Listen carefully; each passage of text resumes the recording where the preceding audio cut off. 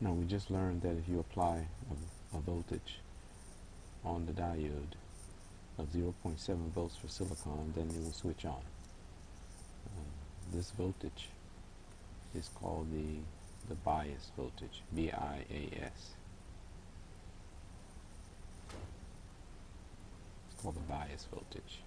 It's an S.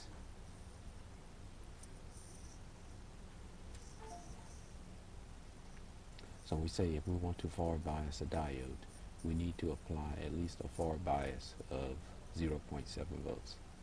Forward bias, FB. However, that same diode, you can also apply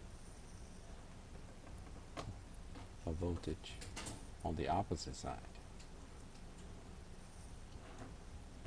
If you apply a voltage on the opposite side, the energy barrier is just going to get bigger.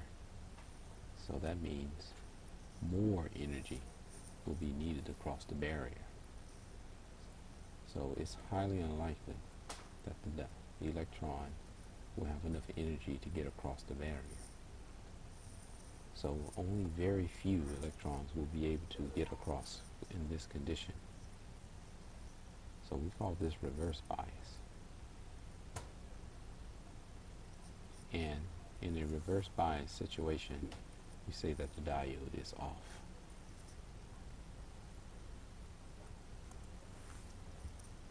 This should be RB.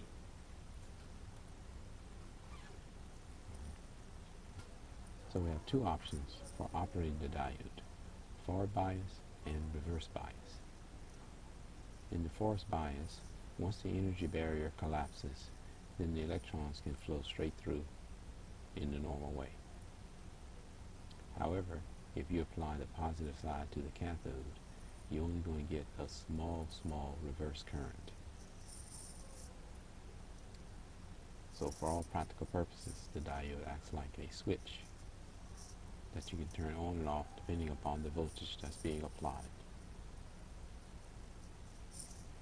In the next slide, I will answer some questions related to what we just studied.